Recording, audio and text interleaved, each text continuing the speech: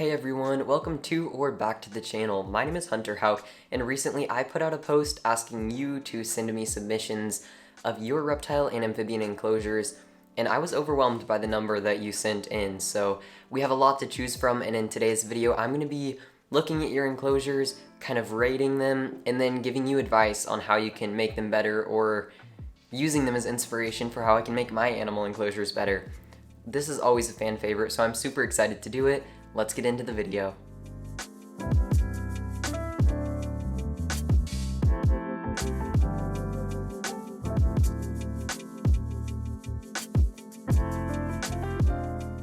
And also, this is the last time I'll be filming in front of this enclosure because Briar is going into her upgrade later today, which I'm super excited about.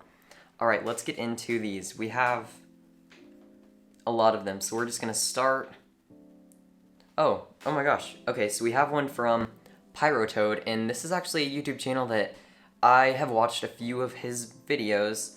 I didn't realize that you watched my videos, so hello, thank you for watching. This is cool. So this is an Amazon milk frog enclosure housing 2 adult male milk frogs. It's a 36 by 18 by 36, so basically that's just over 100 gallons. Awesome. The lighting is one Reptilian T8 5.0 UVB strip and LED light combo, plus a low wattage daylight heat bulb. Other information: the enclosure has been planted and set up about a year now. That's awesome. So looking at the first picture, wow, this looks awesome. I love how you have one of the cloud forest design things in the top right hand corner. There are a ton of plants. I see one of the frogs on the glass. That's awesome. I love how you have a background. I see a big water bowl down in the bottom front corner, so that's cool. Let's see, let's look at the other pictures. Yeah, this is big. I like that you have kind of a humidifier and stuff going. This is hard to give suggestions about because it's a really nice enclosure. I guess if I were to give a suggestion, it would just be maybe look into making a waterfall or something if you're able to do that in that enclosure, because that would just give them an opportunity for some more natural behaviors. But otherwise, I think that this is a great enclosure, and I'm super glad that it's what we started off this video with. And there's an adorable picture of one of the frogs. How cute. Next up, we have an Amazon tree boa yearling male enclosure. That was a mouthful. From Poyak Garcia. Cool. So it's a 36 by 18 by 24, and the lighting and heating, it's a deep heat projector and an LED grow light. So I haven't looked at the pictures yet, but this sounds like it's going to be good. Other information: it's been growing out for approximately 4 months. It's fully bioactive with all live plants, a philodendron burl marks, Sansevieria, Ficus elastica, variegated maranta, marble pothos, calathea, okay, there's a whole bunch of plants. I'll put them on the on the screen. All the driftwood is collected from the beach. Every evening he comes out to perch on the twisty vines at the top, and he loves his DIY arboreal hide, which is deli cup with hole cut in lid, weed fabric hot glued to make it dark. Ooh, okay, I'm excited to look at these pictures. Alright, so first, it's a yearling male, so probably not quite full grown, although I don't know much about Amazon tree boas, so I could be completely wrong. This looks like a really nice enclosure. So far, I really like it. The only thing I would say is maybe add a background if you want to do a DIY background. I think that could just add some more security, and maybe black out the sides, because I know Amazon tree boas tend to be a little finicky, and so you might want to black out the sides somehow and add a background so that there's less stimulation coming from the sides during the day. Oh, that's a cute little snake. And I'm not a tree boa fan, but that is a very cute one. Awesome. Okay, moving on to the next enclosure. This wouldn't be an enclosure review video of mine if I didn't have at least one leopard gecko enclosure. So I see in the subject that this one's a leopard gecko, so let's click on it. This is from Ben. It's a male leopard gecko. Ooh, it's a 20 gallon, but he says he will be upgrading to a 40 gallon. Lighting and heating, a heat pad with a thermostat and a heat bulb. Okay. Ooh, looking at the pictures. Okay, last time people told me that I was too nice, so I'm just gonna full say here, I'm not a big fan of this enclosure. So these pictures, I really can't see anything, but it looks like this enclosure has a lot of clutter, which is always good, but there's not a lot of open space for your leopard gecko to actually walk around.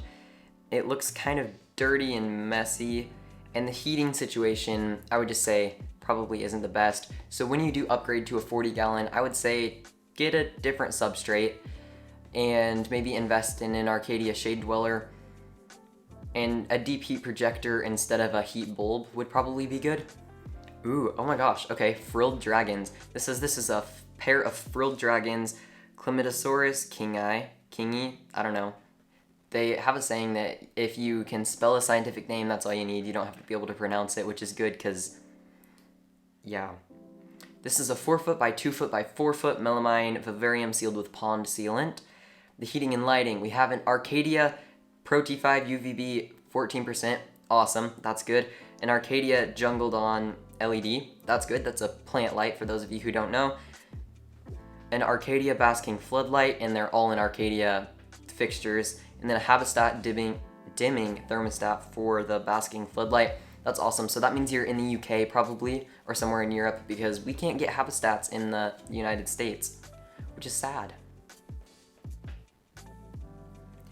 Airflow and air quality. 3 lucky Reptile Terra fans, 2 pointing in, 1 pointing out. I have no idea what those are, but if they're fans, that's good that you have 2 pointing in and 1 pointing out so you can have a good circulation of air. Substrate, hydro rocks to create a drainage layer. I don't know what that is. Oh, so like, it looks like it's like hydroton, which that's good. So like a lightweight expandable clay aggregate aqua balls. I think that's what some companies call them. Drainage mesh and a substrate barrier, yeah. Forest mix soil as deep as possible, elevated towards the back. That's good because climbing opportunities are of course important. Reptichip mixed into the soil. Leaf litter, mango and mangosteen leaves, commonly found fruit trees in PNG. Oh no, I don't know where that is. Oh, Papua New Guinea, duh, sorry. Pile of cork bark chunks to create hiding spots for the cleanup crew. Cleanup crew are dwarf whites, orange and gray isopods, springtails, and earthworms. That's cool. I've heard a lot more people recently using earthworms, and I think that's a great idea. Hardscape and plants. We have a large piece of driftwood going diagonally across the entire vivarium wrapped in dried vines, 2 large coat ground tubes, a mix of straight and Frankenstein Leona vines, thin birch branches scattered around to give them places to hide and climb. Plants, they have a dracana, grasses and palms. Cool. This is awesome. Oh my gosh, I think this is gonna be my favorite enclosure. Just clicking on the pictures, that's awesome. Your frilled dragon is super cool. How many did you say? A pair of them. That's so cool. Okay. Wow. I like this enclosure a lot. So far, the only suggestion I would have is maybe make a DIY background if you can. That would be awesome. Just some more climbing opportunities and enrichment. That's another thing they can rub on to shed. But otherwise, I am loving this enclosure so far. This is my favorite one so far. Oh, they're so cute. I love frilled dragons, so this is super cool.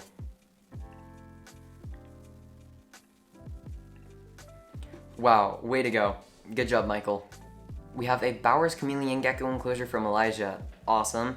Bowers Chameleon gecko or Urodactylodes agricolile. Cool. It's a 12 by 12 by 24. Okay, so it's vertical. They are pretty small geckos, so I think that's good. LED, well, I guess it depends on how many are in there. Probably just one.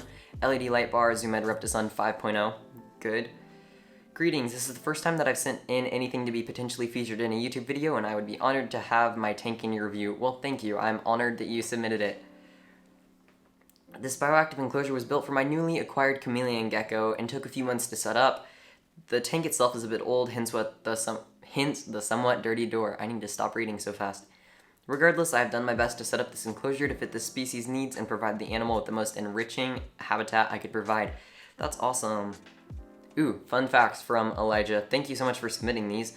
They're from New Caledonia. They have similar requirements to Cresties and Chihuahuas. They have some key differences. Urodactylodes are much smaller. They only grow to about 5 inches max. They prefer to rest on sticks and branches out in the open and do require a bit of UVB to stay healthy. Other than that, the humidity, temperature, and food is practically the same as crested geckos. It's bioactive, has a variety of microfauna seeded in the substrate. The plants have established for a few months. Ooh, there's a custom background. I love these. Awesome. And Elijah says, I'm pretty happy with how this enclosure turned out, though I would love any constructive criticism or possible suggestions on how I could improve the space for my gecko. Yeah, I think that that's awesome. I like this a lot. So, I see that's a Zoomed 5.0, but it's not a T5. It looks like it's one of the compact ones. That is my main suggestion.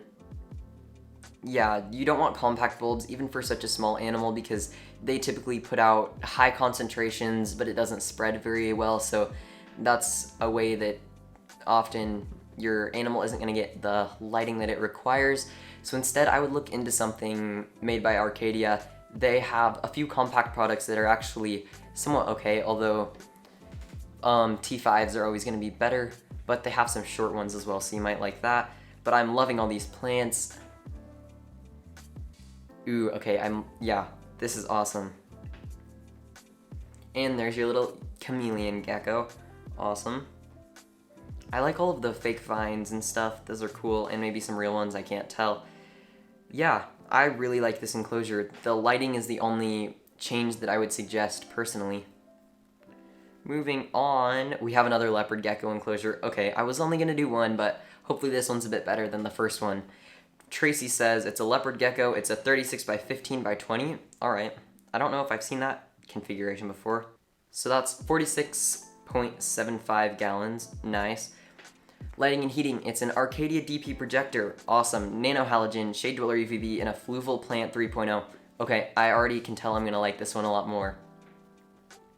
The plant in the back left corner is fake, as are the air plants. The others are live. There are 3 hides in a calcium bowl. Oh, wow, and the leopard gecko is 9 years old. Tracy says, thanks for looking, Hunter. Well, thank you for submitting it. Oh, I love your leopard gecko. It looks a lot like my leopard gecko, Peyton. The images aren't coming through super high quality, so I apologize for that. This is super cool. It looks like you have a Universal Rocks background or something similar. Lots of hiding spots. I think that this is something I'm going to refer to next time I'm building a new enclosure for my leopard geckos, because this is awesome. I think that this is great. Tracy, I really like this enclosure, so thank you so much for submitting it. Your leopard gecko is super cute, and 9 years old, that's awesome. Okay, next enclosure. Final enclosure. This one is from a Cassie, it looks like. White's tree frogs, 45 gallons. It doesn't say how many there are, I don't think. There isn't any heat pads. The water feature I have in their enclosure doesn't make it hard for the humidity to stay at a normal level.